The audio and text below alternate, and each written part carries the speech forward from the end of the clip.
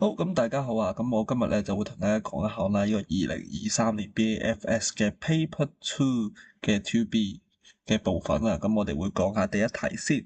咁啊，第一題咧就講啦，為一間大型企業建議兩項咧嘅內部溝通方法。咁個重點就係兩項內部溝通方法咯。咁然後之後嗰個溝通方法係為咗做啲乜嘢咧？我哋就係為咗俾管理層了解員工對新政策嘅意見，即係班管理層想知道員工對個新政策有啲咩意見啦。咁我哋睇下個答案啦。咁咧，首先第一個咧就員工大會啦。咁我哋咧要記住啦，呢個分一個 point 咧就2分啦。咁咧我哋1分咧就會係俾你個 point 呢一度嘅，1分咧就係俾你個 point， 1分咧就係俾你個解釋啦。所以咧，我哋如果要答得好咧，我哋必須要咧就有個啱嘅 point 啦，同埋一個好嘅解釋。咁咧，員工大會啦，咁就係管理層喺員工大會度啦，就同啲員工講下啲新政策，然後之後啦，就直接問班員工啦，你哋對啲新政策咧有啲乜嘢意見啦？咁就要求啲員工啦，或者請啲員工啦，係對佢哋啲新政策啦，去講翻少少嘅意見啦，同埋俾少少提問啦，咁啊可以俾了解到啦，啲員工想有啲咩意見啦。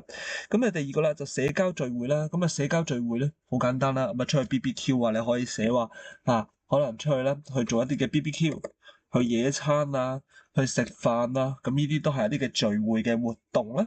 咁咧管理層咧咁就其實就話啦，我可以喺工作環境以外，即係 relax 啲啦嘅情況之下啦，我咧就可以咧同班員工咧就交流傾下偈，咁咧就睇下佢哋咧對新政策有啲乜嘢嘅意見。咁啊，第三個咧就員工調查啦，咁就員工調查就真係可能去整一個問卷啦，咁你都要寫清楚啦，嗰一個嘅問卷係一個有一啲嘅問題啦，可能對嘅政策嘅滿意程度啊，唔滿意嘅程度啊，然後之後咧去收集啦，從而去收集新政策嘅意見。咁呢一啲咧都係一個啱嘅答案啦，呢個 DSE 肯接受嘅答案。好，咁我哋再睇第二題啦，唔係睇1B 啦。咁我就話啦麥格雷國嘅 X 理論同 Y 理論，咁啊名咧多數都唔記噶啦，大家都唔記名啦，咁啊知道咩叫 X 理論，咩叫 Y 理論就得噶啦。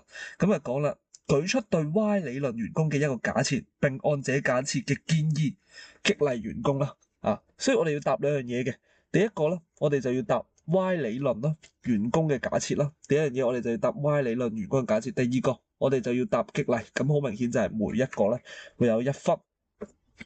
好啦，咁啊 Y 理論咧嘅員工即係點啊？Y 理論員工咧就好中意要做嘢嘅，OK，好中意做嘢嘅，就唔似 X 理論嘅，咁就 X 理論就唔中意做嘢嘅。咁 Y 理論咧就係話啦，人咧就會將工作咧就視為好似咧玩同埋休息一齊，咁咧係自然不過嘅。第二個啦，Y 理論嘅員工咧就願意接受承擔責任，即係我願意做多啲。做好啲。第三個，佢如果認同公司嘅目標，佢哋會自我激勵、自我控制。咩叫自我激勵啊？佢會自己幫自己咧，就係畫餅啦，即係畫大餅俾自己啦。我今日要努力工作啊，我要做好啲嘢啦。自我控制咧就係我一定會做好，唔會玩嘅。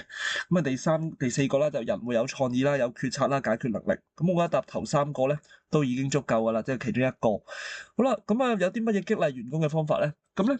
佢又唔似 X 理論嘅，X 理論咧就講錢嘅，係嘛？好實際嘅，要錢你俾假期我，俾獎金我，獎勵我。咁但係 Y 理論咧，佢哋可能會有啲嘅表揚啦，例如獎項啦，例如咩最佳員工獎啦，口頭嘅稱讚啦，我哋喺員工大會度咧一齊去稱讚佢啦。OK，咁或者咧，佢哋其實係期望自己咧係會有所進展嘅。Y 理論，即係例如佢哋想承擔責任啦，佢哋可能會想去做勁啲嘅，我想做經理，咁我哋可以為員工提供培訓啦，有一個個人發展啦。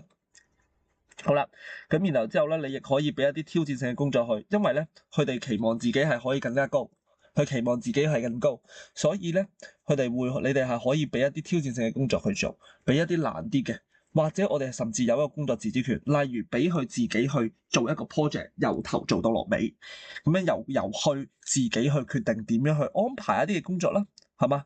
俾佢做自己嘅決策，咁所以啦。我哋咧就其實咧，佢呢個就冇話咧有扣嘅，只需要咧你答咗咧假設4個假設啦，其中一個激勵方法其中一個咧，咁咪1分1分咁就 OK 噶啦。